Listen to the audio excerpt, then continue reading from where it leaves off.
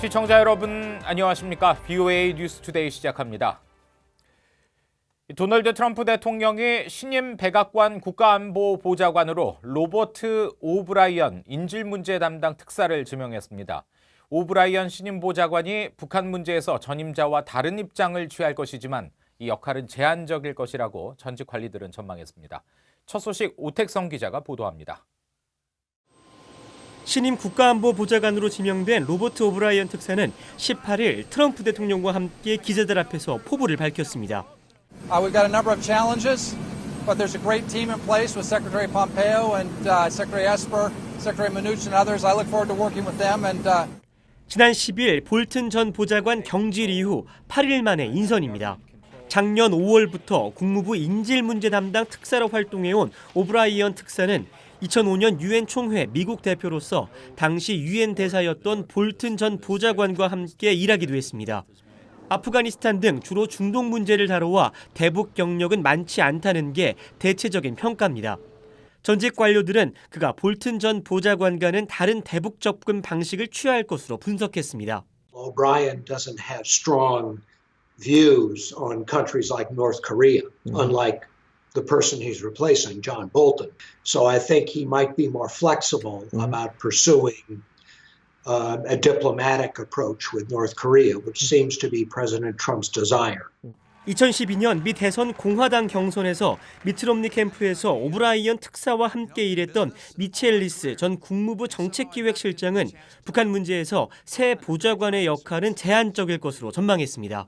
I think that the way the administration has organized itself is that Secretary Pompeo and Steve Biegun will continue to take the lead on North Korea, with the president obviously being involved as he sees fit. So I don't imagine that Mr. O'Brien will be playing a lead role here. 크리스토퍼 힐 전 국무부 동아시아 태평양 담당 차관보는 오브라이언 특사는 폼페오 장관이 추천한 인물인 만큼 국무부의 협조적인 태도를 취할 것이라고 내다봤습니다. 볼튼 전 보좌관의 경질 이유가 강한 의견 불일치 때문이었다고 말했던 트럼프 대통령은 새로운 보좌관이 자신과 잘 맞으며 아주 좋은 관계를 유지할 것이라고 말했습니다. VOA 뉴스 오택성입니다. 데이비드 스틸웰 국무부 동아태 차관보는 북한이 계속 핵무기를 생산하고 있는 것으로 추정한다고 밝혔습니다. 이 북한이 비핵화 약속을 입증할 때까지 제재를 완화해서는 안 된다며 최종적이고 완전하게 검증된 비핵화라는 목표도 재확인했습니다. 이조은 기자의 보도입니다. 데이비드 스틸웰 국무부 동아태 담당 차관보가 18일 상원 외교위 청문회에 출석해 북한을 비롯한 인도태평양 지역에서 미국의 전략을 설명했습니다. 스틸웰 차관보는 이 자리에서 북한의 핵무기 생산 현황에 관한 질문도 받았습니다. Could you give us an indication right now of what you believe North Korea's nuclear production is? Senator, I can't. Are they still? They're still producing nuclear weapons. I assume they are. Yes. Do we know how many nuclear weapons? I will definitely get that to you in a separate, another setting. 스틸웰 차관보는 북한이 비핵화 약속을 행동으로 보여줄 때까지 제재를 완화해선 안 된다는 입장도 밝혔습니다. Policy is still for full, verified denuclearization. Absolutely.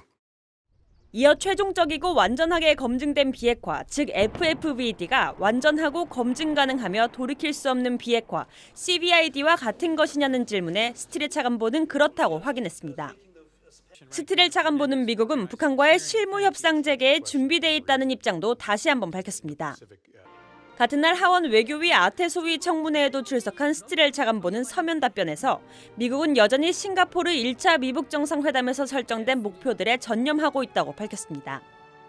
또 북한의 완전한 비핵화를 향한 진전 방안을 논의하기 위해 실무 협상을 시작할 준비가 돼 있다고 밝혔습니다. 한일 갈등 해소를 위한 미국의 역할에 대해선 보이지 않는 곳에서도 여러 활동이 이뤄지고 있다고 말했습니다. I will tell you that we will continue working and encouraging them both to look for positive solutions to this current issue.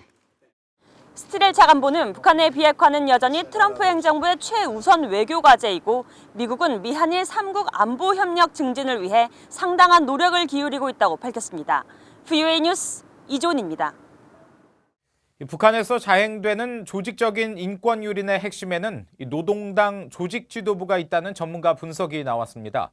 조직 지도부가 유일 영도 체계와 유일 사상 체계를 확립하기 위해 조직적으로 주민들의 인권을 억압하고 있다는 건데요. 이현철 기자가 전해드리겠습니다. 워싱턴의 민간단체인 북한인권위원회 로버트 콜린스 선임고문은 18일 미국 기업연구소 AI에서 열린 토론회에서 북한을 실질적으로 통치하는 것은 당 조직 지도부라고 말했습니다. OGD controls everything. The government doesn't control anything. They are the lapdogs of the OGD. The lapdogs of the party. The OGD is the party center. 이날 북한 조직 지도부 북한 인권 거부의 통제탑이란 제목의 보고서를 발표한 콜린스 고문은 조직 지도부가 북한 주민들의 생각뿐 아니라 거주지와 직업, 기회 등 모든 것을 통제한다고 설명했습니다. 또 조직 지도부의 가장 중요한 임무는 유일 영도 체계와 유일 사상 체계를 확립하는 것이라고 주장했습니다. 그러면서 이 과정에서 북한 주민들의 인권이 조직적으로 억압된다고 지적했습니다. The control objective is not only serving the supreme leader's security and the regime security, it is about denying human rights ultimately.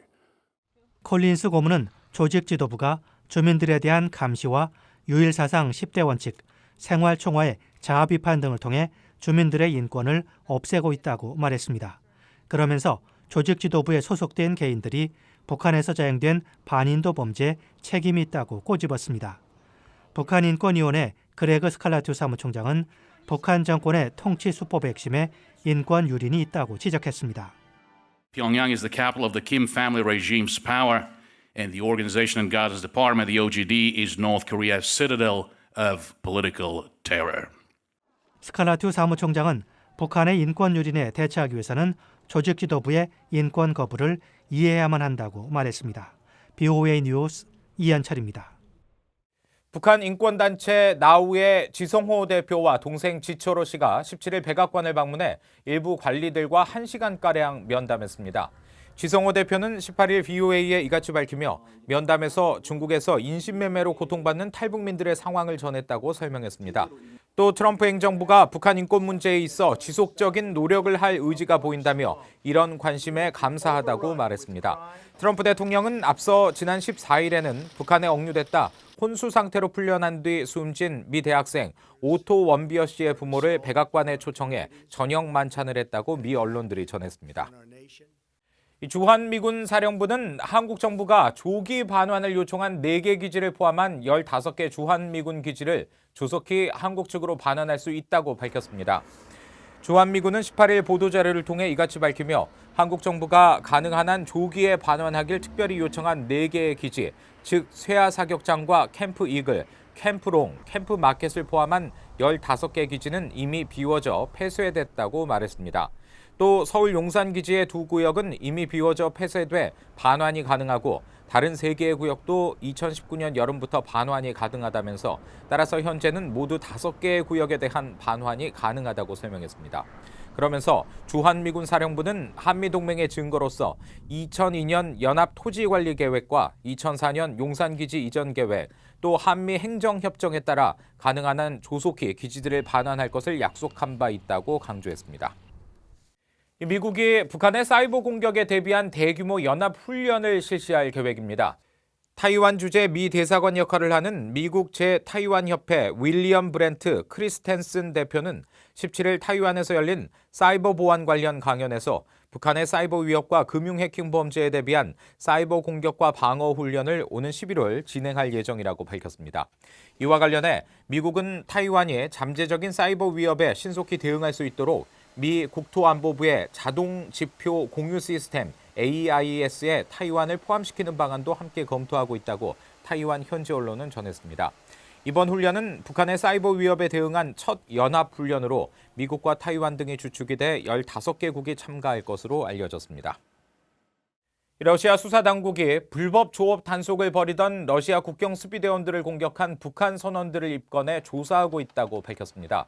러시아 연방수사위원회에 따르면 러시아 국경수비대는 지난 17일 일본해 동해의 러시아 배타적 경제수역에서 북한 국기를 달고 불법 조업하는 어선 2척과 소형 보트 11척을 적발하고 북한 선원 161명을 억류했습니다.